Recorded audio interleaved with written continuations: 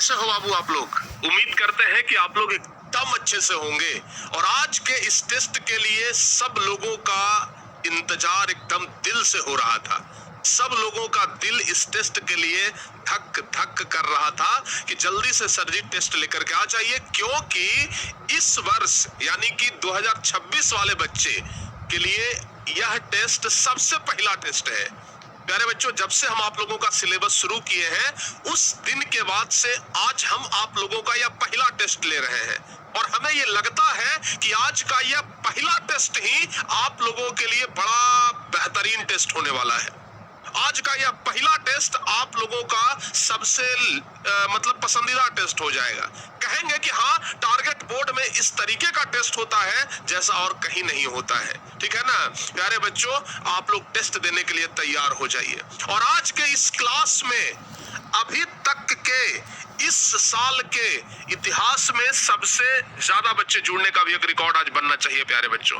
तो इसलिए आप लोग इस क्लास को जितना ज्यादा से ज्यादा शेयर हो सके उतना करिए, क्योंकि आज पावर ऑफ टारगेट बोर्ड दिखना चाहिए।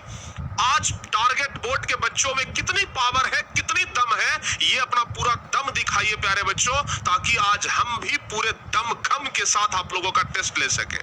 हम पहले ही कंफर्म बता देते हैं, आज जो हम आपका टेस्ट लेंगे वह हर एक क्वेश्चन का हम यहाँ पे लाइव पोल कराएंगे, और पोल कराने के बाद आप लोगों को वहीं पे चुनना है कि कौन सा क्वेश्चन का कौन सा आंसर सही होगा। यानी कि ऐसे सिर्फ ABCD कमेंट में लिखने वाला नहीं, पोल कराएंगे पोल, और एक एक पोल पे आप लोग एक एक आंसर दीजिएगा। हम उस आंसर को देखेंगे कि कितने बच्चे कौन सा आंसर बता रहे हैं। तो प्यारे बच्चों, आज के इस टेस्ट के लिए तो हम भी बड़े ज्यादा उत्सुक हैं, हम भी बहुत ज्यादा खुश हैं कि आज हम पहला टेस्ट ले रहे हैं। तो आप लोग तैयार हो जाइए। हमारी तरफ से शुभकामना कि आप लोग ज्यादा से ज्यादा क्वेश्चन सही करें, और आशीर्वाद भी कि आप लोगों का गलती ना हो। ठीक है ना? चलिए, तो प्यारे बच्चे आप लोग तैयार हो जाइए। ठीक है ना? पहले तो आप लोग सब लोग मिल करके एक बार क्लास को शेयर करिए, क्योंकि अभी भी बहुत सारे बच्चे क्लास को शेयर नहीं किए हैं। लाइक तो लगभग 50% बच्चे किए हैं। तो सबसे पहले हमारा ये रिक्वेस्ट है, दिल से रिक्वेस्ट है, हमारे पास यहाँ पर 300 ग्राम का एक दिल है। हमारे पास प्यारे बच्चों मात्र 300 ग्राम का एक दिल है।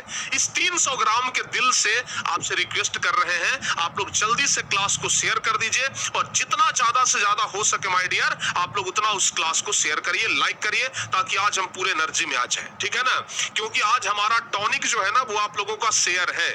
जितना ज्यादा शेयर करिएगा उतना ही ज्यादा बेहतर होगा आपके लिए, हमारे लिए, आपके इस टारगेट बोर्ड फैमिली के लिए। तो आप लोग बस प्यारे बच्चों यहाँ पे तैयार हो जाइए। ठीक है ना? तो चलिए, तो सब बच्चे यहाँ पे तैयार हैं?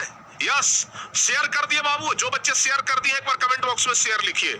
जो बच्चे भी इस क्लास को शेयर कर दिए हैं कमेंट बॉक्स में शेयर लिखिए। और आज टॉप 100 क्वेश्चन होने वाला है। 100 तो नहीं, हम देखो बाबू, हम अपना साइंस, सोशल साइंस, हिंदी मिला करके 60 क्वेश्चन लेकर के आए हैं। हम अपना 60 क्वेश्चन, और हमारे बाद बर्नवाल सर का गणित का क्वेश्चन आएगा। तो गणित के लिए भी आप लोग तैयार रहना भाई। ठीक है ना? हमारे बाद गणित आएगा, तो गणित के क्वेश्चन के लिए भी बाबू आप लोग तैयार रहना।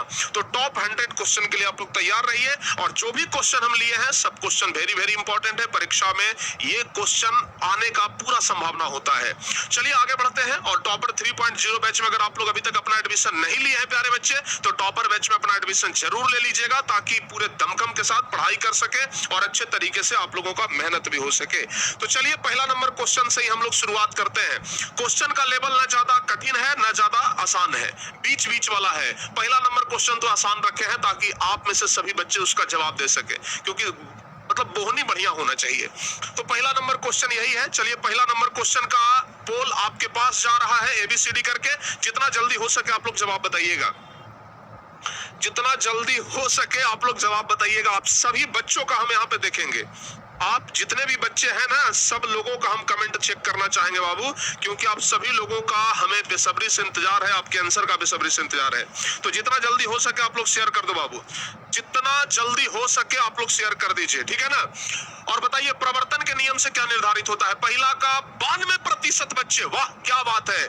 90% प्रतिशत से ऊपर बच्चे, 92% बच्चे ने पहला का सही जवाब दिया है। भाई ये क्वेश्चन बड़ा इंपॉर्टेंट है, देखने में छोटा जरूर है, देखने में आसान जरूर है, लेकिन क्वेश्चन बड़ा जबरदस्त है। 90% से ऊपर बच्चों ने पहला का जवाब सही दिया है, लेकिन अभी भी हमें इस बात का प्रवर्तन के नियम से निर्धारित होता है आपतन कोण बराबर प्रवर्तन कोण। ये कितना है, लगभग 90% बच्चों का, यानी कि पहला का ए नंबर ऑप्शन सही होगा। आपतन कोण बराबर प्रवर्तन कोण, पहला का ए नंबर ऑप्शन सही है। जो भी बच्चे पहला का ए बताए हैं उनका एकदम सही जवाब है।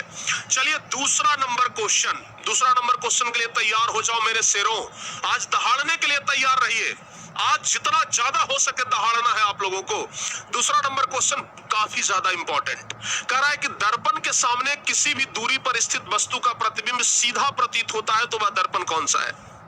आपके सामने दर्पण है, उत्तल दर्पण भी है, अवतल दर्पण भी है, समतल दर्पण भी है, लेकिन वो ऐसा कौन सा दर्पण है जिसमें किसी भी वस्तु का प्रतिबिंब सीधा प्रतीत होगा।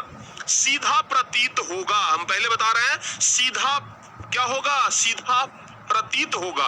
प्रतीत होगा मतलब काल्पनिक प्रतिबिंब बनेगा। तो प्यारे बच्चों काल्पनिक प्रतिबिंब किसमें बनेगा, बताओ बाबू जल्दी से। काल्पनिक प्रतिबिंब किसमें बनता है, काल्पनिक प्रतिबिंब सीधा प्रतीत होता है। काल्पनिक प्रतिबिंब हमेशा सीधा होता है, कह रहा है कि सीधा प्रतीत होगा मतलब काल्पनिक प्रतिबिंब किसमें बनेगा। प्यारे बच्चों जल्दी से बताइए। हे भगवान, इसमें गलती कर दी आप लोग, दूसरा नंबर क्वेश्चन में ही फंस गए। दूसरा नंबर क्वेश्चन में ही बाबू फंस गए आप लोग, दूसरा नंबर क्वेश्चन में ही फंस गए। अफसोस है हमें इस बात का, कितने बेहतरीन तरीके से पढ़ाने के बाद भी दूसरा नंबर क्वेश्चन में हम आपको फंसा लिए, ठीक है ना। हम आपको बताए थे कि अवतल दर्पण में वास्तविक प्रतिबिंब बनता है। समतल दर्पण और उत्तल दर्पण, दो ऐसा दर्पण है जिसमें काल्पनिक प्रतिबिंब बनता है। समतल और उत्तल, समतल और उत्तल, समतल और उत्तल। तो प्यारे बच्चों या तो समतल या तो उत्तल, दो ऐसा प्रतिबिंब है जिसमें काल्पनिक प्रतिबिंब बनेगा।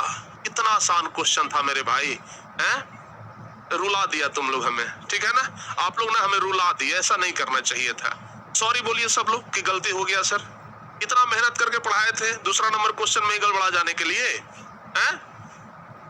दर्पण के सामने किसी भी दूरी पर स्थित वस्तु का प्रतिबिंब सीधा प्रतीत होगा तो वह दर्पण कौन सा है, या तो समतल है या तो उत्तल है। यही दोनों में से किसी न किसी में काल्पनिक प्रतिबिंब बनता है। केवल समतल नहीं होगा, केवल उत्तल नहीं होगा, समतल और उत्तल दोनों हो सकता है।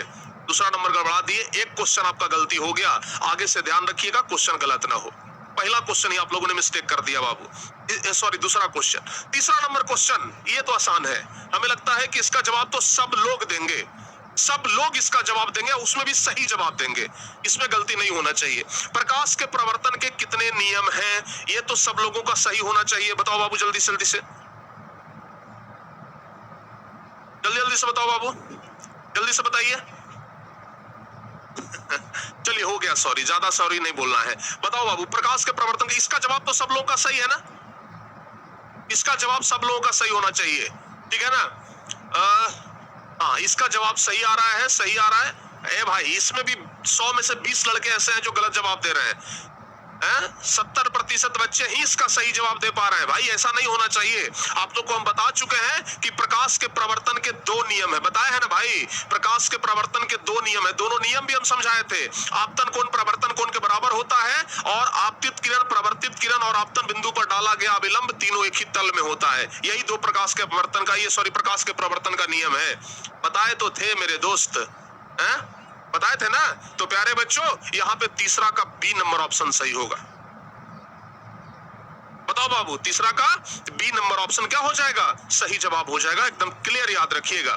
चलिए तीसरा के बाद चौथा नंबर क्वेश्चन हम लोग देखते हैं। समतल दर्पण द्वारा बना प्रतिबिंब कैसा होता है, समतल दर्पण द्वारा बना प्रतिबिंब कैसा होता है। अभी जस्ट हमने आपको बताया है कि समतल दर्पण द्वारा बना प्रतिबिंब कैसा होता है। बताओ बाबू जल्दी से। चौथा नंबर क्वेश्चन का जवाब, हर एक क्वेश्चन का जवाब एकदम सही होना चाहिए, हर एक क्वेश्चन का जवाब सही होना चाहिए, हर एक क्वेश्चन।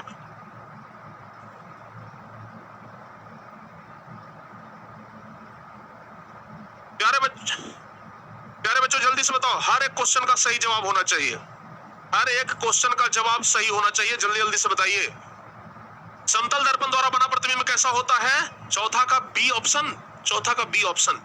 वाह, ताली बजाना चाहिए, हमें ताली बजाना चाहिए, क्योंकि आपका जवाब एकदम सही है। बी नंबर ऑप्शन सही जवाब हो जाएगा, एकदम लॉक कर दिए इसको, ठीक है ना। बी नंबर ऑप्शन सही जवाब हो जाएगा प्यारे बच्चों, बी नंबर। चलिए 5वां नंबर क्वेश्चन, बोलिए दर्पण के फोकसांतर और वक्रता त्रिज्या के बीच संबंध। फोकसांतर बोले तो बउआ एफ, और वक्रता त्रिज्या बोले तो आर। एफ और आर के बीच में क्या संबंध होता है, बताओ बाबू जल्दी से। एफ और आर के बीच में क्या संबंध होता है, जल्दी से बताइए, बताओ बाबू। एफ और आर के बीच में क्या संबंध होता है, गोलीय दर्पण के फोकसांतर और वक्रता त्रिज्या के बीच में क्या संबंध होता है, बाबू बताओ जल्दी से, क्या संबंध होता है, बताओ जल्दी से, बताओ बाबू जल्दी से। कितने % बच्चों का सही है? हाँ ए भाई जल्दी जल्दी से बताओ ना, कम से कम 2000 से ऊपर बच्चों का पोलिंग आ जाए। यहाँ पे 2800 बच्चे जुड़ गए हैं, 3000 प्लस बच्चों का आज जन सैलाब होना चाहिए। बताओ बाबू जल्दी से। 3000 से ऊपर बच्चे यहाँ पे जुड़ने का आज पूरा प्रयास आप लोग करिए। लगभग 2800 प्लस जुड़े हुए हैं, 200 बच्चे, जल्दी से आप लोग जोड़िए। और आज 5वां का कौन सा ऑप्शन सही बता रहे हैं प्यारे बच्चों। आप लोगों को हम क्या बताए थे कि एफ और आर के बीच में संबंध होता है एफ बराबर r/2। आज से मात्र 2 दिन पहले हम आपको ये क्वेश्चन करवाए थे, एफ बराबर r/2। अगर क्रॉस मल्टीप्लिकेशन करेंगे तो r बराबर 2f, r बराबर 2f, r बराबर 2f। देखो बाबू यहाँ पे 5वां का ए नंबर ऑप्शन है कि नहीं है, 5वां का ए नंबर ऑप्शन है कि नहीं है। लगभग 60% बच्चों ने ए नंबर ऑप्शन चुना है, एकदम सही है। और जितने बच्चे हैं उतने बच्चों का पोलिंग है, ये एकदम क्लियर है। चलिए आगे बढ़ते हैं। छठा नंबर क्वेश्चन प्यारे बच्चों, छठा नंबर क्वेश्चन बताइए। काल्पनिक प्रतिबिंब होता है, बताओ बाबू, काल्पनिक प्रतिबिंब किसमें होता है मेरे भाई, काल्पनिक प्रतिबिंब किसमें होता है, काल्पनिक प्रतिबिंब कैसा होता है, सीधा उल्टा कि दोनों, किनमें से कोई नहीं, बताओ जल्दी से।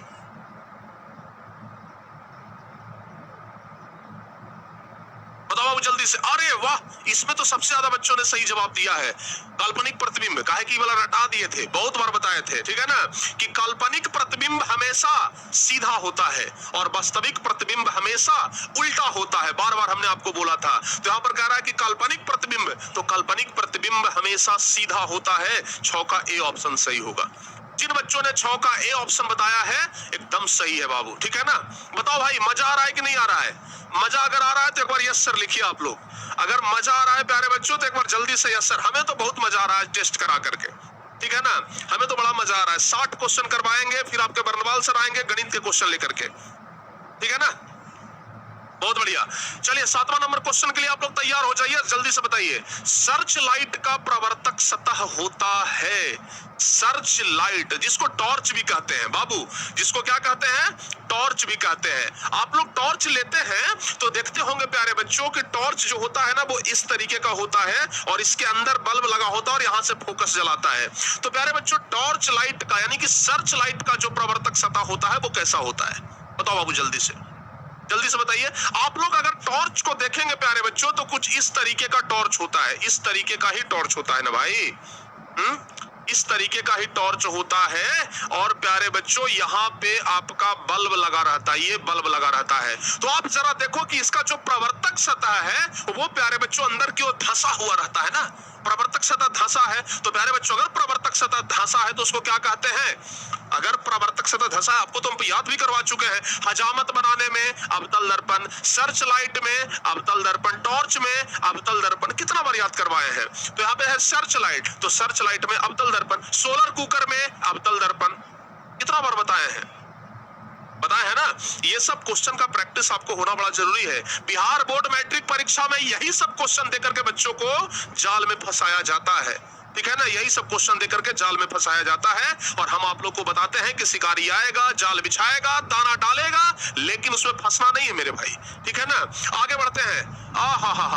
दांत वाला डॉक्टर होता है वो कौन दर्पण का उपयोग करता है, आपको बताए थे ना कि दांत वाला डॉक्टर, नाक वाला डॉक्टर, कान वाला डॉक्टर अपने उपयोग में लाता है एक दर्पण, जिसके कारण कि उसका प्रतिबिंब बड़ा बनता है। जैसे दांत में कोई प्रॉब्लम है तो दांत का डॉक्टर क्या करता है, एक दर्पण को प्रयोग में लाता है जिसके कारण बड़ा प्रतिबिंब दिखाई देता है। तो प्यारे बच्चों बताइए कि दंत विशेषज्ञ किस दर्पण का उपयोग मरीजों के दांतों का बड़ा प्रतिबिंब देखने के लिए करता है, बताओ बाबू जल्दी से।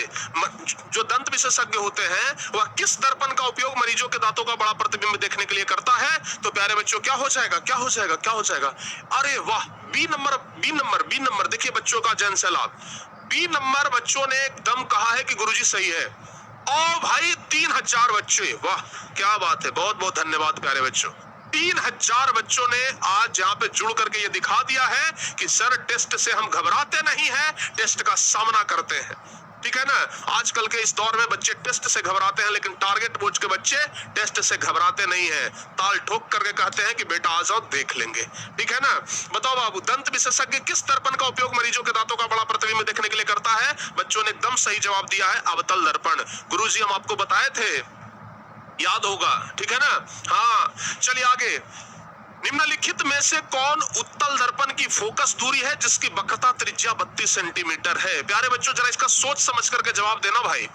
वक्रता त्रिज्या 32 सेंटीमीटर है, यानी कि R बराबर 32 सेंटीमीटर दिया हुआ है, तो कह रहा है कि दर्पण की फोकस दूरी कितना होगा, यानी F बराबर आप लोगों को निकालना है।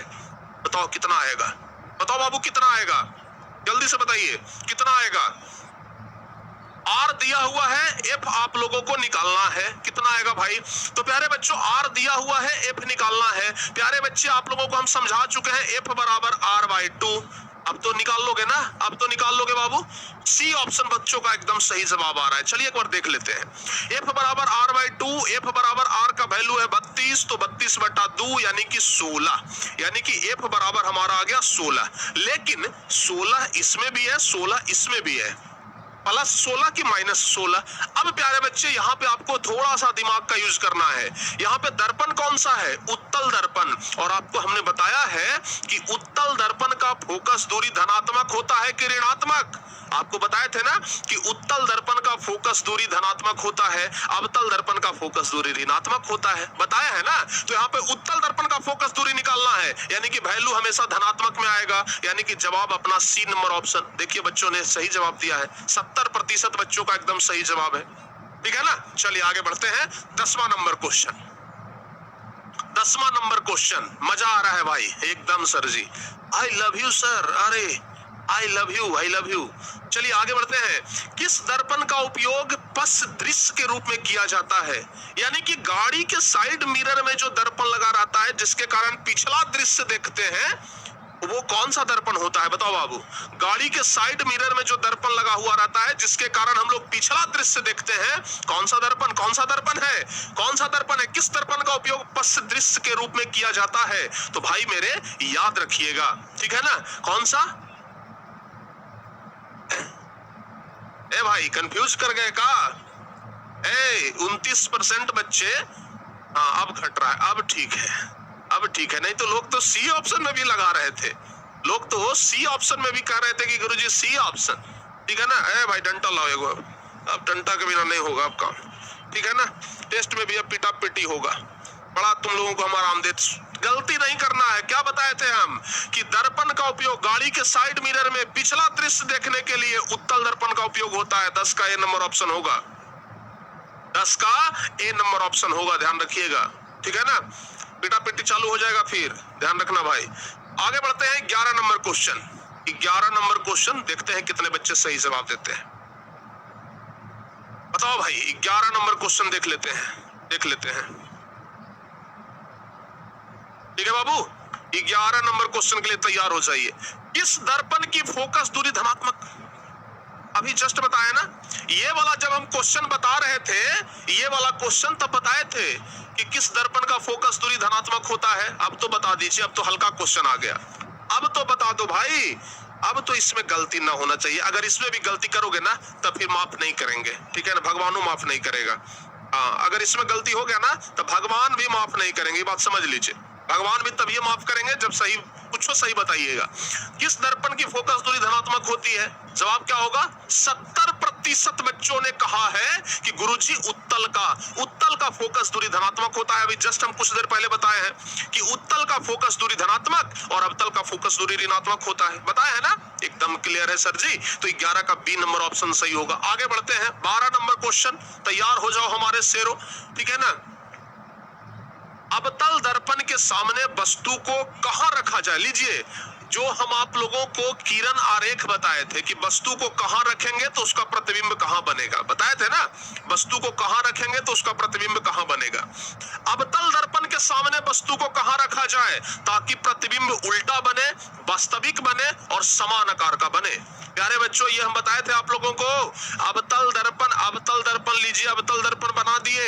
अवतल दर्पण के सामने वस्तु को कहां रखना था, यहां पे हो गया F, यहां पे हो गया C। कहां पे रखेंगे तो एकदम बराबर प्रतिबिंब बनेगा। प्यारे बच्चों, आपको क्या बताए थे कि वक्रता केंद्र पर रखेंगे तो एकदम बराबर प्रतिबिंब बनेगा।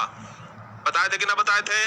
बताए थे ना, वक्रता केंद्र पर ही रखेंगे, यानी कि C नंबर ऑप्शन। देखिए बच्चे, इसमें भी गलती कर दी है, गलती किए हो। बी और सी में कंफ्यूजन है बहुत बच्चों का, बी और सी में अधिकांश बच्चों का कंफ्यूजन है, गलत बात है। बी और सी में कंफ्यूजन कर रहे हो बाबू, यहाँ पे जवाब सी ऑप्शन होगा, एकदम याद रखिएगा। जैसे ही आ जाए समान आकार का, सुन लीजिए ट्रिक सुन लीजिए, जैसे ही देखिए कि समान आकार का मतलब जितना बड़ा वस्तु उतना बड़ा प्रतिबिंब, तो आंख बंद करिए और आंख बंद करके कहिए कि देखिए वक्रता के अंदर सही जवाब ऑप्शन है क्या। जैसे ही आ जाए कि समान आकार का, कुछ नहीं सोचना है। जैसे ही आ जाए कि समान आकार का, कुछ नहीं सोचना है, आंख बंद करके बताना है वक्रता केंद्र देख लो ऑप्शन में है। तो प्यारे बच्चों, यहाँ पे वक्रता केंद्र है ना, तो सी ऑप्शन सही होगा। हाँ, सी ऑप्शन सही होगा। टॉपर बैच में पढ़ रहे हैं भाई, टॉपर बना के छोड़ेंगे, चिंता काहे कर रहे हैं। टॉपर बैच में पढ़ रहे हैं, टॉपर बना के छोड़ेंगे, ठीक है ना। जब तक तोड़ेंगे नहीं तब तक छोड़ेंगे नहीं। ध्यान रखिएगा, परीक्षा अगर पहाड़ है, परीक्षा अगर पहाड़ है तो हम भी मांझी हैं प्यारे बच्चे। परीक्षा अगर पहाड़ है तो हम भी मांझी हैं, जब तक तोड़ेंगे नहीं तब तक छोड़ेंगे नहीं। माँ तेरे पसीने की हर एक बूंद को मैं मोती सा चमकाऊंगा, और माँ तू सपने कुछ बड़े देखना, उसे पूरा करके तेरा ये लाल दिखाएगा, कह दीजिएगा अपनी माँ को। चलिए बाबू आगे बढ़ते हैं, 13 नंबर क्वेश्चन देख लेते हैं। कह रहा है गोलीय दर्पण के प्रवर्तक पृष्ठ की वृत्ताकार सीमा रेखा का व्यास क्या कहलाता है। प्यारे बच्चे, यहाँ पे गोलीय दर्पण है इस तरीके का, ठीक है ना। कह रहा है कि प्रवर्तक पृष्ठ मान लेते हैं कितना दूर इसका प्रवर्तक पृष्ठ है, ठीक है ना, इतना दूर इसका प्रवर्तक पृष्ठ है। कह रहा है कि सीमा रेखा का व्यास, तो इसका जो व्यास होगा, सुन लो बाबू क्या कह रहा है, इसका जो व्यास होगा, इसका जो व्यास होगा वो कहता है कि क्या कहलाएगा। लीजिए भाई, हम इसको मिटा देते हैं, इतना दूर के हम एकदम खत्म कर देते हैं। अब बताओ बाबू, इसको हम लोग क्या कहेंगे, गोलीय दर्पण में इसको हम लोग क्या कहते हैं। अब तो आपको पता चल गया होगा कि ये गोलीय दर्पण का चौड़ाई है, और गोलीय दर्पण के चौड़ाई को हम लोग दर्पण का द्वारक कहते हैं, बताए थे ना। तो जवाब क्या होगा, गोलीय दर्पण का द्वारक कहते हैं। गोलीय दर्पण की चौड़ाई को ही दर्पण का द्वारक कहा जाता है, ये तो हम आपको बताए थे। तो यहाँ पे क्या हो जाएगा बाबू, यहाँ पे हो जाएगा गोलीय दर्पण का द्वारक, यानी कि यहाँ पे 13 का डी ऑप्शन सही है। 13 का डी ऑप्शन सही जवाब है। बताओ बाबू, क्लियर है ना, 13 का डी ऑप्शन सही है। आगे बढ़ते हैं 14 नंबर। 14 नंबर कह रहा है फोकस दूरी 20 सेंटीमीटर के अवतल दर्पण की वक्रता त्रिज्या कितनी होगी। फोकस दूरी 20 सेंटीमीटर, क्वेश्चन कह रहा है कि फोकस दूरी 20 सेंटीमीटर है, यानी कि F बराबर है 20 सेंटीमीटर। तो कह रहा है कि अवतल दर्पण की वक्रता त्रिज्या, यानी कि R बराबर आप लोगों को निकालना है। F बराबर दिया हुआ है तो R हम लोगों से नहीं निकल जाएगा, आराम से निकल जाएगा। आप लोगों को हम पहले समझा चुके हैं, F बराबर R/2, तो इसलिए R बराबर 2F, तो R बराबर 2 गुने F का मान दिया हुआ है 20, तो 2 गुने 20 बराबर 40 सेंटीमीटर। तो प्यारे बच्चों, यहाँ पे 40 सेंटीमीटर हमारा वैल्यू आ गया। कितने बच्चे सी ऑप्शन बताए हैं, वाह क्या बात है, बहुत सारे बच्चे हैं, लेकिन बहुत सारे बच्चे बी और डी में जाकर के अटक गए हैं। जो अटक रहे हो बाबू, वो अटकान को खत्म करो, ठीक है ना। आज तो पहला टेस्ट है, तो थोड़ा बहुत गलती बर्दाश्त हो जाएगा, थोड़ा बहुत गलती माफ हो जाएगा, नहीं तो फिर भगवान भी माफ नहीं करेगा, ठीक है ना। ध्यान रखिएगा, 40 सेंटीमीटर सी ऑप्शन सही जवाब है, ठीक है ना, सी ऑप्शन सही जवाब है। मजा आ रहा है ना। चलिए आगे बढ़ते हैं 15 नंबर। क्वेश्चन वही वाला है जो पहले हम करा चुके हैं, रिपीट क्वेश्चन आया है, फिर भी देखते हैं कि 100% बच्चों का सही होता है कि नहीं होता है। कह रहा है कि आंख नाक गला के चिकित्सक मतलब डॉक्टर, तो आंख नाक गला के जो डॉक्टर होते हैं उनके द्वारा उपयोग में लाया जाने वाला दर्पण कौन सा है। आंख नाक गला का जो डॉक्टर होता है उसके द्वारा उपयोग में लाया जाने वाला दर्पण कौन सा है। आंख नाक गला के डॉक्टर के द्वारा उपयोग में लाया जाने वाला दर्पण, ये तो बताए हैं ना, इसमें तो सब बच्चों का होना चाहिए सही जवाब। चलो भाई, कम से कम 80% से ऊपर। इसमें भी जो गलती कर रहे हैं ना, लगता है ना कि डंडा फेंक के मारे आपको, कैमरा में मार दे एकदम कि कैमरा से चल जाए आपके पास, ठीक है ना। तो आपके मोबाइल में से जाकर के निकलेगा डंडा, आपको पीट पाट के मोबाइल में घुस करके फिर कैमरा में आके हमारे पास आ जाएगा, ठीक है ना। तो बाबू, आंख नाक गला के चिकित्सक द्वारा उपयोग में लाया जाने वाला दर्पण, आपको बताए थे कि आंख नाक गला के डॉक्टर होता है जो ऐसा दर्पण का प्रयोग करता है जिसमें कि बड़ा आकृति दिखाई दे। बड़ा तो बड़ा किसमें दिखाई देता है? बड़ा दिखाई देता है अवतल दर्पण में। 15 का बाबू बी ऑप्शन होगा, 15 का बी ऑप्शन एकदम सही है। चलिए आगे बढ़ते हैं।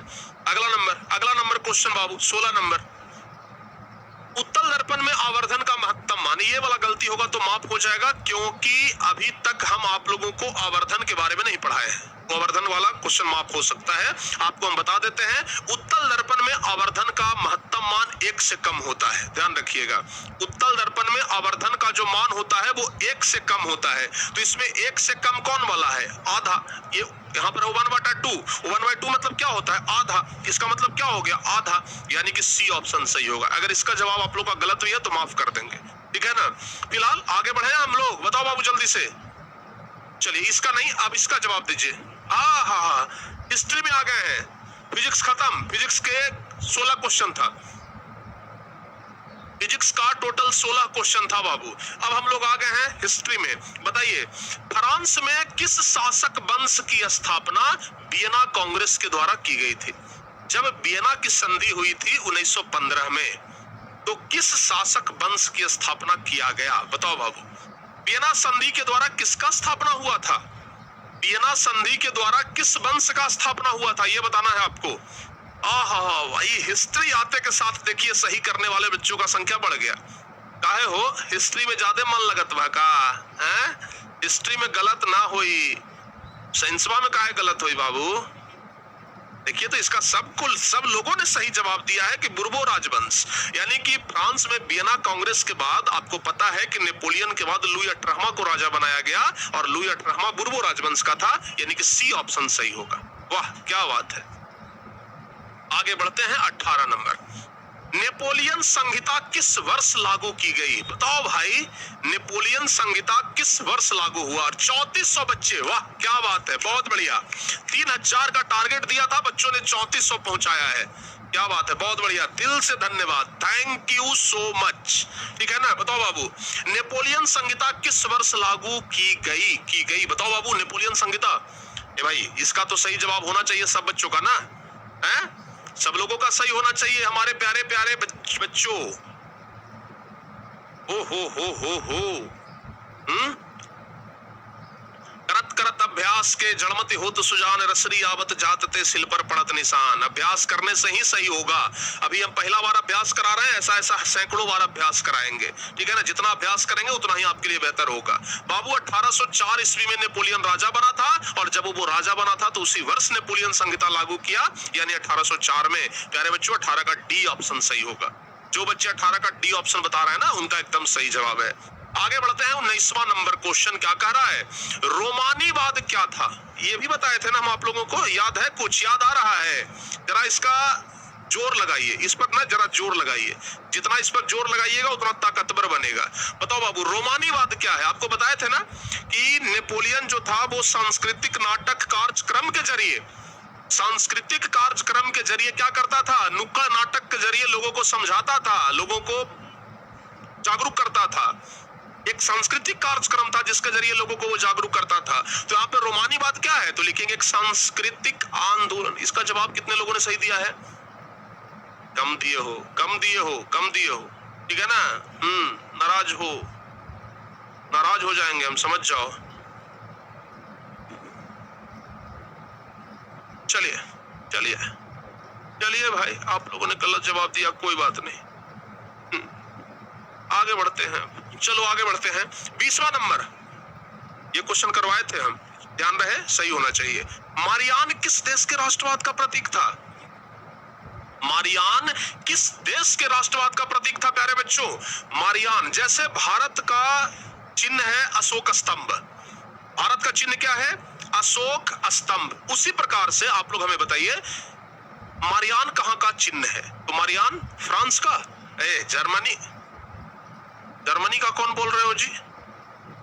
फ्रांस का ना बताए थे हम, जर्मनी का बताए थे। पिटाने का मन है। फ्रांस का, जर्मनी का भाषा है जर्मेनिया, जर्मनी का ये चिन्ह है जर्मेनिया, आपको बताए थे भाई। मरियान जो है वो फ्रांस के राष्ट्रवाद का प्रतीक था ना, फ्रांस। चलिए आगे बढ़ते हैं। 21 नंबर, राष्ट्रवाद की अवधारणा का जन्म किस घटना से माना जाता है? ये क्वेश्चन एकदम इंपॉर्टेंट है। राष्ट्रवाद की अवधारणा का जन्म किस घटना से माना जाता है? बताओ बाबू। इसका जवाब तो सब लोगों का सही होना चाहिए, और देखिए ए नंबर ऑप्शन सब लोगों का सही भी हो रहा है। ये होता है बच्चों का जवाब, ठीक है ना। राष्ट्रवाद की अवधारणा का जन्म किस घटना से माना जाता है?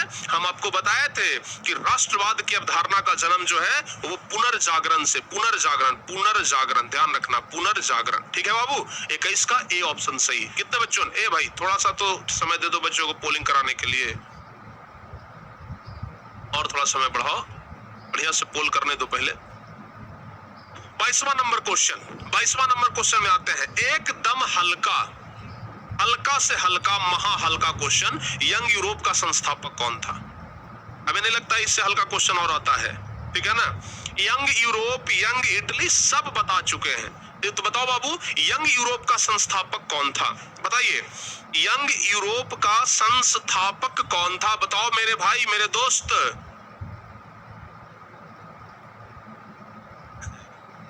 सब लड़कियां, सब हमारी छोटी बहनें ना रूस जाती है, कहती है कि सर आप बार बार भाई भाई बोलते हैं, कभी बता, कभी ये भी तो बोलिए कि बोल हमारी बहना, बोल हमारी सिस्टर।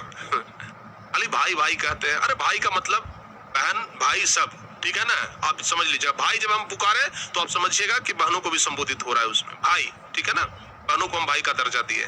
बस, यंग यूरोप का संस्थापक कौन था? बताओ जल्दी से। हाँ देखिए, इसमें 90% बच्चों ने सही जवाब दिया है, गुरुजी मेजनी, मेजनी। अच्छा कमेंट करके बताओ बाबू आप लोग हमें मेजनी का पूरा नाम, आप हमें कमेंट करके बताइए पूरा नाम, देखते हैं कितने बच्चों को याद है। मेजनी का पूरा नाम कमेंट करके बताइए, पोलिंग करके नहीं, कमेंट करके बताओ तो बाबू जल्दी से। मेजनी का पूरा नाम कमेंट करके बताइए। दिल धक धक करने लगा। हाँ बताओ बाबू जल्दी से, बताओ बताओ बताओ। जोसेफ मेजनी, वाह क्या बात है। Joseph, Joseph Mazzini, Joseph Mazzini, ठीक है ना, जोसेफ मेजनी, बताए थे ना। चलिए आगे बढ़ते हैं। किसने अपनी कूटनीति के बल पर इटली की समस्या को संपूर्ण यूरोप की समस्या बना दिया? बताओ बाबू, किसने अपनी कूटनीति के बल पर इटली की समस्या को संपूर्ण यूरोप की समस्या बना दिया? कौन था वो कूटनीतिज्ञ जिसने इटली की समस्या को पूरे यूरोप का समस्या बना दिया था? बाबू बताओ जल्दी से, वो कूटनीतिज्ञ कौन था जिसने इटली की समस्या को संपूर्ण यूरोप का समस्या बना दिया था? बताओ जल्दी से, जल्दी जल्दी से, जल्दी भाई। हाँ ये एकदम सही बात, एकदम सही जवाब, ठीक है ना। ए नंबर ऑप्शन में इतने सारे बच्चों का ऑप्शन आया, हमें लगा कि एक बार देखते हैं, लेकिन बच्चों का एकदम सही जवाब है काउंट का बुरा। और भी देखते थे, और भी कुछ बच्चों का जवाब देख लेते हैं, और भी कुछ बच्चों का जवाब देख लेते हैं। एकदम सही है, एकदम सही, करेक्ट, 100%, ठीक है ना। अरे वाह, ये होता है भाई असली पावर ऑफ टारगेट बोर्ड, ठीक है ना, student of target board, power of target board, ठीक है ना, ध्यान रखिएगा, दोनों एकदम जुड़ा हुआ चीज है। आगे बढ़ते हैं। लाल कुर्ती, बताओ बाबू, तेरी मखमल की कुर्ती गुलाबी हो गई। बताओ बाबू जल्दी से, लाल कुर्ती का गठन किसने किया था? जल्दी से बताओ, लाल कुर्ती का गठन किसने किया था? जल्दी जल्दी बताइए, आज मजा आ रहा है हमको भी टेस्ट कराने में।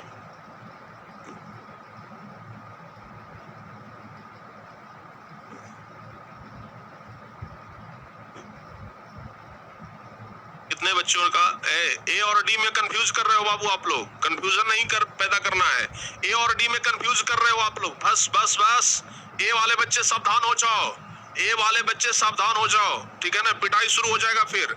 ए वाले सभी बच्चों को हिदायत दे रहे हैं, सावधान हो जाइए, कृपया सावधान हो जाइए प्लीज।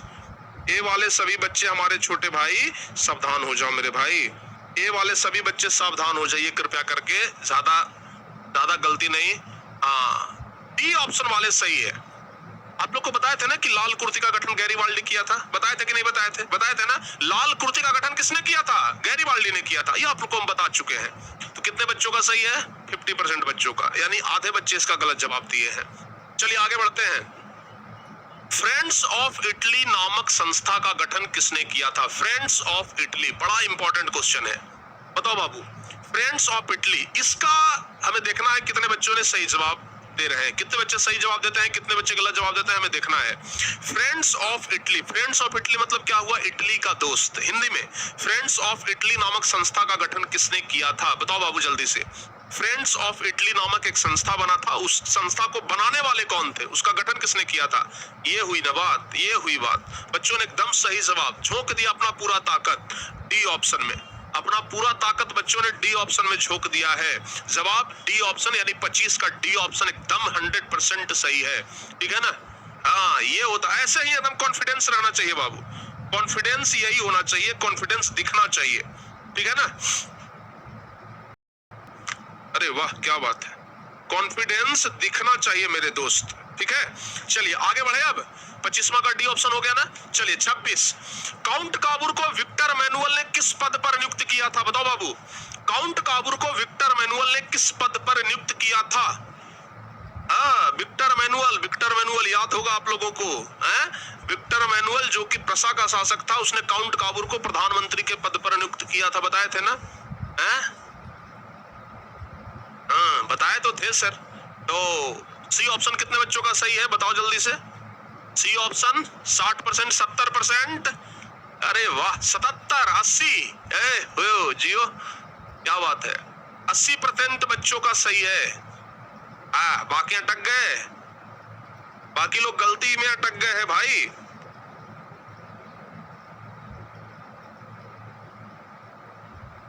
बताओ बाबू जल्दी से, क्या होगा? काउंट काबूर को विक्टर मैनुअल ने किस पद पर नियुक्त किया था? जवाब होगा प्रधानमंत्री, यानी कि सी ऑप्शन सही होगा।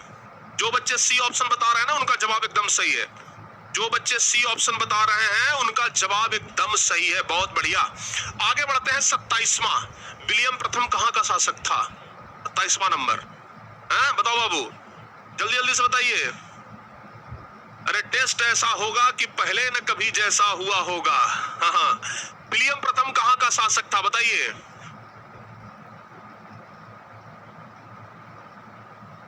आज सब बच्चों का दिल खुश हो जाएगा, शीशा चाहे टूट भी जाए, दिल न किसी का टूटने पाए। टारगेट बोर्ड में पढ़ने वाले बच्चों का दिल नहीं टूटता है, एग्जाम का दरवाजा टूटता है, ठीक है ना? बताइए विलियम प्रथम कहां का शासक था? तो विलियम प्रथम कहां का है? बी और सी में कंफ्यूजन कर रहे हो आप लोग, तो बी और सी में कंफ्यूज नहीं होना है, एकदम सही जवाब है प्रसा, यानी कि बी ऑप्शन सही होगा। प्रसा यानी बी ऑप्शन सही होगा, कोई कंफ्यूजन नहीं, दूर दूर तक कोई कंफ्यूजन नहीं। चलिए आगे बढ़ जाए, अब 28वां नंबर, 28वां नंबर क्वेश्चन, 28वां नंबर, जॉल्वे राइन की स्थापना किस राज्य ने की, या किस देश ने की, किस राष्ट्र ने की, ऐसे भी सवाल रहेगा। जॉल्वे राइन जो कि एक व्यापारियों की संस्था थी, जॉल्वे राइन जो कि एक व्यापारियों की संस्था थी, तो बताओ बाबू जॉल्वे राइन की स्थापना किस राज्य ने की? जल्दी से इसका जवाब बताइए। रख हौसला भाई, रख हौसला, वो मंजर भी आए। टाइम नहीं देते हैं सर पोल में, चाहे भरपूर टाइम देना है, पोल में टाइम जरूर देना है, ठीक है ना? पोल में टाइम नहीं मिलेगा, तार्क में लाइन कैसे आएगा? ठीक है ना? जॉल्वे राइन की स्थापना किस राज्य ने किया? बताओ बाबू जल्दी से। हाँ, लेकिन आधे बच्चे सही बताए हैं, मात्र 51%। बाकी का क्या हुआ जी? हैं? बाकी का बुद्धि कहाँ गया? बाकी का बुद्धि घूम रहा है राजगीर में। चलिए, प्रशा ने की, 28 का ए नंबर ऑप्शन सही होगा, 28 का ए नंबर ऑप्शन सही होगा। जिन बच्चों ने 28 का ए नंबर ऑप्शन बताया है उनका एकदम सही जवाब है। और वाह क्या बात है, 3500 प्लस बच्चे, ये हुई ना बात, हैं? चलिए, लेकिन 1000 बच्चों ने लाइक नहीं किया है, आप लोग को लाइक कर देना चाहिए था। गलत बात है, गलत बात है, गलत बात है, लाइक करो जल्दी से। चलिए आगे बढ़ते हैं। सिडोन का युद्ध किसके बीच हुआ था बाबू? सिडोन और सेडोवा, दो युद्ध बताए थे, याद होगा आप लोगों को। तो सिडोन का युद्ध किसके बीच हुआ था, जल्दी से बताइए। सिडोन का युद्ध पहले हुआ था, सेडोवा का युद्ध याद होगा आप लोगों को, जिसमें ये इटली जो ये क्या बोलते हैं बाबू, जो प्रशा है वो किसके साथ लड़ा था? ऑस्ट्रिया के साथ लड़ा था, ठीक है ना? और उसके बाद फिर हुआ था सिडोन का युद्ध, जिसमें प्रशा जो है वो इटली के साथ मिलकर के फ्रांस के साथ लड़ा था। तो सिडोन का युद्ध किसके साथ हुआ? सिडोन का युद्ध, तो प्यारे बच्चों ध्यान रखिएगा, किसके किसके बीच में गलत जवाब दिए हैं आप लोग, ठीक है ना? गलत जवाब। आधे से कम, मतलब मात्र 100 में से 39-40 बच्चे सही जवाब दे रहे हैं। 100 में से 39-40 बच्चे सही जवाब दे रहे हैं बस, बाकी सबका गलत जवाब है। आप लोग को बताए थे कि सिडॉन का युद्ध प्रशा और फ्रांस में हुआ था। इस क्लास के बाद जब हम टेस्ट ले लेंगे तो एक कंक्लूजन बताएंगे कि आप लोग कितना मेहनत कर रहे हैं, ठीक है ना। ये कंक्लूजन हम जरूर बताएंगे आज के टेस्ट के बाद। टेस्ट के बाद हमारा जरूर बात सुनिएगा 5 मिनट।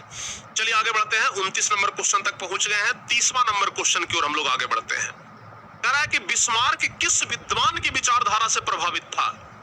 बताओ बाबू, बिस्मार्क जो था वह किस विद्वान की विचारधारा से प्रभावित था? बताइए जल्दी से। बिस्मार्क जो था वह किस विद्वान की विचारधारा से प्रभावित था? कितने बच्चे बताएंगे? बिस्मार्क किस विद्वान की विचारधारा से प्रभावित था? बताओ बाबू जल्दी जल्दी से। कह रहा है कि बिस्मार्क किस विद्वान की विचारधारा से प्रभावित था? 48 59 हीगेल है बी ऑप्शन। अरे वाह, 70% बच्चों ने एकदम सही जवाब दिया, सैल्यूट है आपको। 30वां का बी ऑप्शन, हीगेल के विचारों से प्रभावित था। बिस्मार्क किसके विचारों से प्रभावित था? बाबू याद रखना, हीगेल के विचारों से प्रभावित था, याद रहेगा। बिस्मार्क जो था ना वो हीगेल के विचारों से प्रभावित था। एकदम सही जवाब, क्लियर जवाब, एकदम सटीक निशाना लगा है भाई, ठीक है ना। आगे बढ़ते हैं, आगे बढ़ते हैं। जर्मनी और इटली के एकीकरण के विरुद्ध निम्न में कौन था? यानी कि कौन सा ऐसा देश था जो जर्मनी और इटली के एकीकरण के विरुद्ध था, जो नहीं चाहता था कि कभी भी जर्मनी और इटली का एकीकरण हो? वह देश कौन है बाबू, बताओ। कौन देश जर्मनी और इटली के एकीकरण के विरुद्ध था? कौन सा देश जर्मनी और इटली के एकीकरण के विरुद्ध था? बताइए जल्दी से। कौन सा देश जर्मनी और इटली के एकीकरण के विरुद्ध था? अरे 71% बच्चों ने सी ऑप्शन चुना है। वाह क्या बात है। ऐसे ही जब परीक्षा में आप ऑब्जेक्टिव क्वेश्चन का जब सॉल्यूशन करेंगे ना तो ABCD ऑप्शन रहेगा, एकदम तुरंत रंग देंगे उसको, ठीक है ना। जब यहाँ पे प्रैक्टिस रहेगा तब देखिए 75-80% बच्चों का सही जवाब है, ठीक है ना। 75-80% बच्चों का सही जवाब है। जवाब क्या होगा? जर्मनी और इटली के एकीकरण के विरुद्ध कौन था? ऑस्ट्रिया, यानी कि सी ऑप्शन सही होगा, सी ऑप्शन सही होगा। बहुत बढ़िया। अब 32 नंबर क्वेश्चन, नेपोलियन ने जर्मनी में किस संघ की स्थापना की? बताओ बाबू 32 नंबर। नेपोलियन जो था एक संघ का स्थापना किया था। आपको बताया था ना कि नेपोलियन जो था वो जर्मनी जो कि अनेक छोटे छोटे भागों में बटा हुआ था, उन सभी छोटे छोटे भागों को एक साथ जोड़ करके एक संघ बनाया था। उन संयुक्त राष्ट्रों का एक संघ बनाया था। उसका नाम क्या पड़ा था प्यारे बच्चों? बताइए जल्दी से। राइन संघ। वाह, 31% बच्चों ने सही जवाब दिया है। सॉरी 31 नहीं, 81, 87। ओ भाई 87, 89, 90% बच्चों का सही जवाब है। आज तो मन मचल गया भाई, एकदम दिल खुश हो गया, ठीक है ना। दिल गार्डन हो गया, ठीक है ना। दिल गार्डन हो गया आज। बताओ नेपोलियन ने जर्मनी में किस संघ की स्थापना की? ये हुई बात एकदम राइन संघ। कौन सा संघ? राइन संघ प्यारे बच्चों। जवाब क्या होगा? राइन संघ, यानी कि 32 का सी ऑप्शन सही होगा। 32 का सी ऑप्शन सही होगा। आगे बढ़ते हैं 33 नंबर क्वेश्चन। 33 नंबर कह रहा है कि किस युद्ध के बाद जर्मनी का एकीकरण हुआ था? बताओ बाबू। जर्मनी का एकीकरण एक युद्ध के बाद हुआ था। वो युद्ध कौन सा है? वो युद्ध कौन सा है बाबू? बताओ जल्दी से। 1870 ईस्वी में युद्ध हुआ था। चलिए आपको इतना हम संकेत दे देते हैं, 1870 ईस्वी में वो युद्ध हुआ था। चलिए एक संकेत और दे देते हैं कि वो संकेत है कि प्रसा और फ्रांस के बीच में वो युद्ध हुआ था। प्रसा और फ्रांस के बीच में वो युद्ध हुआ था। बताओ, अब तो बता दो कम से कम कि कौन सा वो युद्ध है जिसके बाद जर्मनी का एकीकरण हुआ था। जर्मनी बोले चाहे इटली बोले, दोनों का एकीकरण उस युद्ध के बाद ही हुआ था। वो युद्ध कौन सा है? इसमें सब बच्चे कंफ्यूजन में हैं, ठीक है ना। मात्र 100 में से 36-37 बच्चों का सही जवाब है सिडॉन का युद्ध। गलत है बात, गलत बात है। गलती करने वाले सभी बच्चे ना सॉरी बोलेंगे, ठीक है ना। ऐसे नहीं काम चलेगा। आप लोग ना बड़ा गलत कर रहे हैं, ठीक है। हाँ, सही होना चाहिए कम से कम। डी करेक्ट आंसर है एकदम। डी पर एकदम ठप्पा लगा दीजिए, डी को लॉक कर दीजिए। वाह, 3700 बच्चे भाई। आज लगता है कि 4000 पहुंचाए दोगे का? ध्वस्त हो जाएगा सारा, लगता है कि। चलिए आगे बढ़ते हैं। 34 के बाद 34 नंबर, जर्मेनिया क्या है?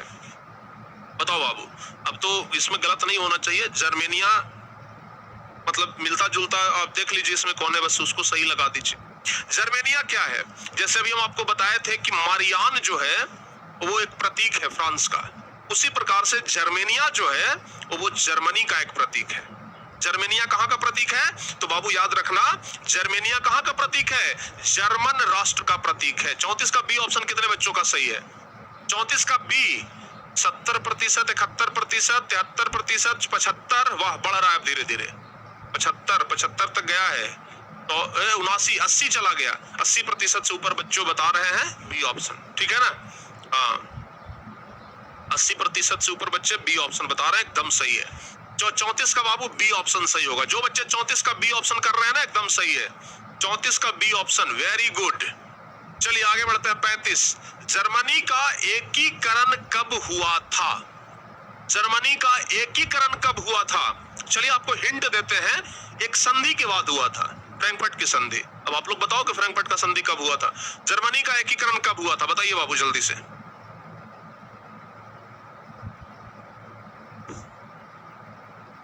आज दिल के अरमा आंसुओं में बह जाएगा, ठीक है ना? आज तो दिल के अरमा आंसुओं में बह जाएगा। बताओ। दिल के अरमा आंसुओं में बह गए, अरे हम इतना पढ़ा करके भी तन्हा रह गए, हर क्वेश्चन का हवा निकाल दिए, ठीक है ना? सी ऑप्शन सही है। 1871, 35 का सी ऑप्शन। 61% बच्चों ने सही जवाब दिया है, ठीक है ना? 35 का सी ऑप्शन सही है। जिन बच्चों ने 35 का सी बताया है ना, एकदम गर्दा गर्दा उड़ा दिया है। चलिए आगे बढ़ते हैं। बिस्मार्क क्या था? बताओ बाबू। ऑटो वन बिस्मार्क, बिस्मार्क क्या था? एक बार जल्दी से बताइए, बिस्मार्क क्या था? बताओ बाबू जल्दी जल्दी से। बिस्मार्क, बिस्मार्क क्या था? एक नाटककार था, नाटक करता था, कवि था, लिखता था नहीं, संगीत करता था, गाना गाता था, हमारे जैसा नहीं गाता था, नहीं तो क्या था? कूटनीतिज्ञ था, यानी कि डी ऑप्शन। कितने बच्चों ने सही जवाब दिया है? बिस्मार्क के बारे में कितने बच्चों का ख्याल है कि वो कूटनीतिज्ञ था? बताओ बाबू जल्दी से। बिस्मार्क के बारे में कितने बच्चों का सवाल है कि कूटनीतिज्ञ था? 70% बच्चों लगभग हैं, यानी कि 36 का डी ऑप्शन बताने वाले लगभग 70% बच्चे। एकदम सैल्यूट है आपको, ठीक है ना? हाँ, जय हिंद की सेना। चलिए आगे बढ़ते हैं। 37, कह रहा प्यारे बच्चों कि हीगेल कौन था? अभी तो बताए थे ना कि बिस्मार्क जो था वो हीगेल के विचारों से प्रभावित था। तो हीगेल कौन था? हीगेल क्या था? हीगेल क्या था? बताओ बाबू जल्दी से। हीगेल क्या था? जल्दी जल्दी से बताइए। हीगेल क्या था? तो हीगेल एक दार्शनिक था, यानी कि 37 का सी ऑप्शन सही होगा। हीगेल क्या था? तो हीगेल एक दार्शनिक था। हीगेल क्या था? हीगेल एक दार्शनिक था। 50 में अटक गए। 54 के बाद 60 61, लगता है लगभग 70% बच्चे पहुंच जाएंगे, ठीक है ना? C option. 70% बच्चों लगभग पहुंचाओ भाई, 70 तो कम से कम पहुंचाओ। 100 में 70 बच्चे तो कम से कम सही जवाब दें, हैं? 100 में 70 तो कम से कम सही जवाब दें, बताइए जल्दी से। 37 का कौन सा? सी ऑप्शन ना, यानी कि 37 का सी ऑप्शन सही होगा। 37 का सी ऑप्शन एकदम सही है, करेक्ट। आगे बढ़ते हैं। 38 कह रहा है कि किस संधि के द्वारा जर्मनी का एकीकरण पूरा हुआ था? ए भाई, अभी तो कुछ देर पहले बताए थे ना, 1871 में एक संधि हुआ था, हैं? 1871 में एक संधि हुआ था। सर नेटवर्क इशू है, इस प्रकार का दुख वाला बात आज ना बोलिए। नेटवर्क इशू आज मचा आ रहा है, आज टेस्ट करवा रहे हैं। आज नेटवर्क इशू हुआ तो नेटवर्क वाले को टांग देंगे, पक्का कह रहे हैं। आज अगर क्लास में नेटवर्क इशू हो गया तो नेटवर्क वाले को अभी तुरंत जाएंगे और उसकी ऐसी की तैसी कर देंगे। आज तो टेस्ट के दिन नेटवर्क कैसे रोक दिया, ठीक है ना? आज वो हमारे चंगुल में पड़ जाएगा, इसलिए ऐसा बात मत बोलिए कि नेटवर्क प्रॉब्लम। आज नेटवर्क प्रॉब्लम वाला भी नहीं बचेगा। आज नेटवर्क प्रॉब्लम भी होगा तैयो, चाहे जबरदस्ती चाहे जैसे हो, सैटेलाइट से नेटवर्क ले लेंगे, ठीक है ना? आज क्लास रुकना नहीं चाहिए। बताओ बाबू, किस संधि द्वारा जर्मनी का एकीकरण पूरा हुआ था? किस संधि के द्वारा जर्मनी का एकीकरण पूरा हुआ था? फ्रैंकफर्ट की संधि, डी ऑप्शन सही है। 1871 में हुआ था। 1871 में हुआ था दोस्त, ध्यान रखना, 1871 में हुआ था। 38 का हो गया ना, 39 में चले अब, हाँ हाँ हाँ सर, चलिए ना। सेल्सबिंग और होल्स्टिंग का संबंध किस देश के एकीकरण से है?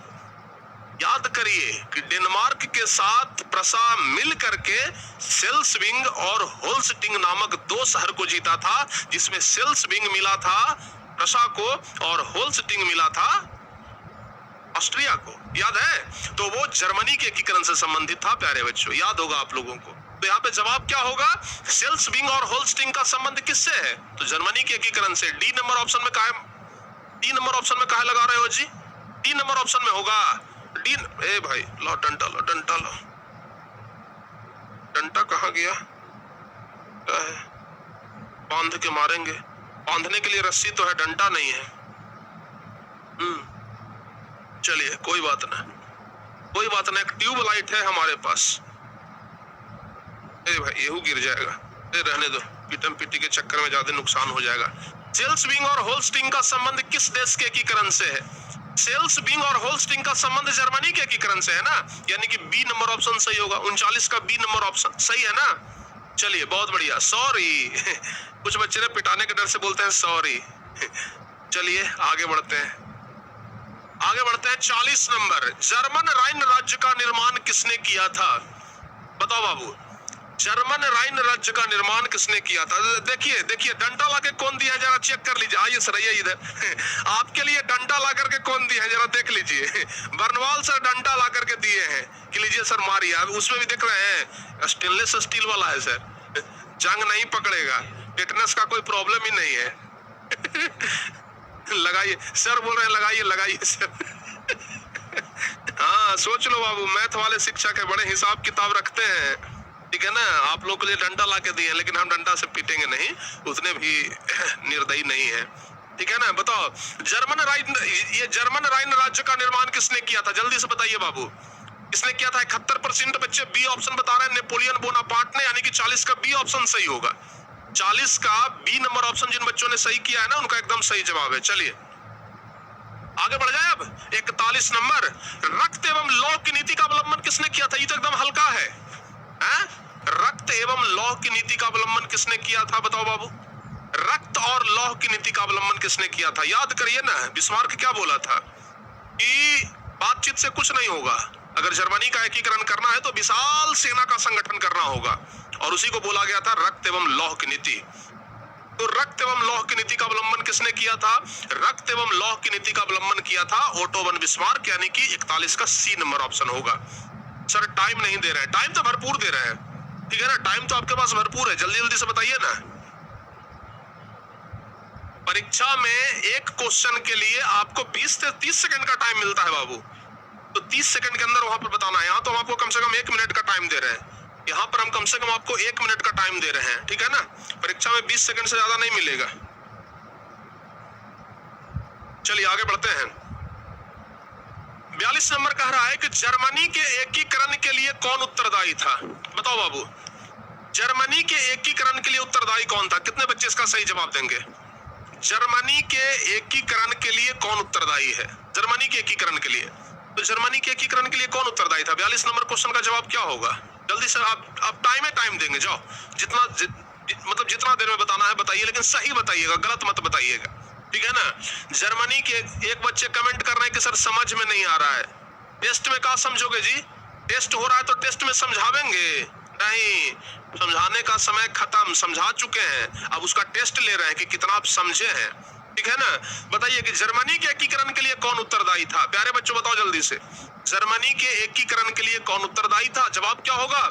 जवाब क्या होगा बाबू? जर्मनी के एकीकरण के लिए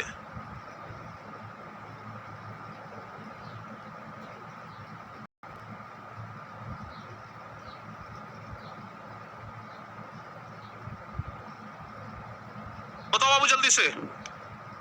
57% बच्चे बोल रहे हैं बी ऑप्शन बिस्मार्क, यानी कि 42 का बी ऑप्शन सही होगा। भाई थोड़ा सा और सही करिए, ठीक है ना। ये 100 में से मात्र 57 बच्चे हैं जो सही जवाब दिए हैं, गलत बात है, ठीक है ना, और अधिक संख्या होनी चाहिए थी। यूरोप का मरीज किसे कहा जाता था? बताइए, यूरोप का मरीज किसे कहा जाता था? बताओ बाबू जल्दी से, यूरोप का मरीज किसे कहा जाता था? ये आ गया है मरीजों के इलाज के लिए। मरीजों के इलाज के लिए हमारे पास ये हथियार है जिससे कि हम मरीजों एक्सरसाइज भी हो जाएगा ना, मरीजों का इलाज होगा प्यारे बच्चों। इससे बताइए जल्दी से, यूरोप का मरीज किसे कहा जाता था? यूरोप का मरीज तुर्की को। तुर्की कहाँ गया? तुर्की, जो कि यूनान को गुलाम बनाए हुए था। यूनान को कौन गुलाम बनाए हुए था? तुर्की ना। तो यूरोप का मरीज किसे कहा जाता है? तुर्की को कहा जाता है, याद रखिएगा, ठीक है? याद रहेगा बाबू यहां तक? चलिए आगे। 77% बच्चों ने सही जवाब दिया था। वाह क्या बात है, ए नंबर ऑप्शन। ये क्वेश्चन हल्का है का जी? सब बच्चों ने सही जवाब दिया है। आगे बढ़ते हैं। यूरोप वासियों के लिए किस देश का साहित्य और विज्ञान प्रेरणा का स्रोत रहा है? ये बताइए, यूरोप वासियों के लिए किस देश का साहित्य और विज्ञान प्रेरणा का स्रोत रहा है? 44 नंबर क्वेश्चन। यूरोप वासियों के लिए किस देश का साहित्य और विज्ञान प्रेरणा का स्रोत रहा है? जवाब क्या होगा?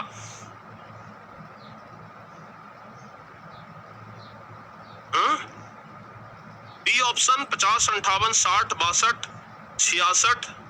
हाँ, 70% बच्चे टप गए। तो यूरोप वासियों के लिए किस देश का साहित्य और विज्ञान प्रेरणा का स्रोत रहा है? जवाब क्या होगा? जवाब होगा यूनान का। यूनान का प्यारे बच्चे। 44 का ना बी ऑप्शन सही होगा और लगभग 70% के आसपास बच्चे इसका सही जवाब दिए हैं। चलिए आगे बढ़ते हैं। यूरोपीय सभ्यता का पालना किस देश को कहा जाता है? लगभग वही क्वेश्चन है जो इसके पहले करवाए हैं, मिलता जुलता क्वेश्चन है। यूरोपीय सभ्यता का पालना किस देश को कहा जाता है? बताओ बाबू, यूरोपीय सभ्यता का पालना किस देश को कहा जाता है? क्या होगा सही जवाब? यूरोपीय सभ्यता का पालना। इसमें कितने बच्चों का सही जवाब आएगा? अरे इसमें तो बी है, बी ऑप्शन। हरिनाम कृष्ण जगन्नाथम प्रेमानंद, ये क्या हुआ? D option. हाँ अब हुआ सही। अब देखिए लगभग 70% बच्चे इसका सही जवाब किए हैं। सुधारते हैं, पहले गलती करते हैं फिर सुधारते हैं, ठीक है ना? यूनान यानी कि डी ऑप्शन। 45 का ना डी ऑप्शन सही होगा। 45 का जो बच्चे डी ऑप्शन कर रहे हैं ना उनका सही जवाब है। 45 का जो बच्चे डी ऑप्शन कर रहे हैं उनका सही है। आगे बढ़ते हैं। 46 कह रहा है कि नाइट्रोजन डाइऑक्साइड के धुएं का रंग कैसा होता है? बताओ बाबू। पक्का कहते हैं ना कि आज जो हम 60 क्वेश्चन करवा रहे हैं और उसके बाद बर्नवाल सर करवाएंगे, इसमें से कम हम आज एकदम अपना साइन कर देते हैं। ये हमारा साइन नहीं है, ऐसे है, ये हमारा साइन है। बताओ बाबू। तो आप लोग बताइए कि नाइट्रोजन डाइऑक्साइड के धुएं का रंग, तो नाइट्रोजन डाइऑक्साइड के धुएं का रंग, इसमें से जो 60 क्वेश्चन करवा रहे हैं ना, इसमें से कम चलिए 10% मानते हैं, 6 क्वेश्चन तो कंफर्म आपके रहेगा, लेकिन ये तो कम से कम हुआ है। ज्यादा से ज्यादा लगभग 10 क्वेश्चन के आसपास परीक्षा में तो यहाँ से जरूर टकरा जाएगा, ठीक है ना? नाइट्रोजन डाइऑक्साइड के धुएं का रंग कैसा होता है बाबू? 46 नंबर क्वेश्चन का जवाब याद रखिएगा, भूरा होता है। ए नंबर ऑप्शन। और देखिए सब बच्चों का सही भी है। 71% बच्चों ने लगभग सही जवाब दिया है। एकदम बढ़िया, एकदम खूब बढ़िया। चलिए आगे बढ़ते। चीनी का रासायनिक सूत्र, ले भाई केमिस्ट्री का क्वेश्चन है, एकदम लाजवाब क्वेश्चन। चीनी का रासायनिक सूत्र क्या होता है? हम बार बार कहते हैं ना कि चाहे तो चीनी का चाहे ग्लूकोज का, दो में से को जरूर पूछेगा। चाहे तो चीनी का ना तो ग्लूकोज का, दो में से को जरूर पूछेगा। बताइए चीनी का रासायनिक सूत्र क्या होता है? बताओ बाबू, चीनी का रासायनिक सूत्र क्या होता है? याद रखिएगा, चीनी का रासायनिक सूत्र C12H22O11। कितने बच्चों का सही है? जरा वहां पे देखें कितने बच्चों का है। हाँ बताओ भाई। वाह क्या बात है, 52% बच्चे। 54। ये हल्का क्वेश्चन था, ज्यादा होना चाहिए था, ज्यादा बच्चों का सही होना चाहिए था, ठीक है ना? ज्यादा बच्चों का सही होना चाहिए था, लेकिन खैर कोई बात नहीं, बढ़िया है। 43 का सी ऑप्शन सही होगा, ठीक है ना? चलिए 48 नंबर क्वेश्चन। समीकरण 2H2 + O2 से बन गया 2H2O। बताइए यह कैसी अभिक्रिया है? संयोजन है, वियोजन है, अवक्षेपन है, उदासीनीकरण है, कैसी अभिक्रिया है? बताओ बाबू जल्दी से। समीकरण H2 + O2 से बन गया 2H2O। समीकरण 2H2 + O2 से क्या बन गया? 2H2O। पूछ रहा है कि किस प्रकार की अभिक्रिया है? 48 नंबर क्वेश्चन बताइए, यह किस प्रकार की अभिक्रिया है? बताइए किस प्रकार की अभिक्रिया है? बताइए।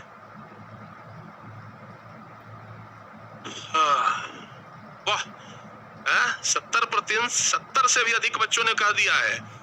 70% से अधिक बच्चों ने कह दिया है 70 क्या हो तो 75 हो गया, ठीक है ना, कि गुरुजी ए ऑप्शन संयोजन आपको बताए थे कि अगर a प्लस बी से ए बी बन जाए तो ये संयोजन होता है, a प्लस बी से बी बन जाए तो संयोजन होता है। चलिए आगे बढ़ते हैं, अगला क्वेश्चन।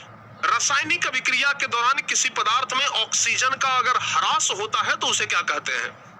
रासायनिक अभिक्रिया के दौरान ऑक्सीजन का ह्रास क्या कहलाता है? रासायनिक अभिक्रिया के दौरान अगर ऑक्सीजन का ह्रास हो रहा हो तो उसे क्या कहते हैं बताइए? ऑक्सीजन जब जुड़ता है तो उसको कहते हैं उपचयन, ऑक्सीजन का जब ह्रास होता है तब उसको क्या कहेंगे?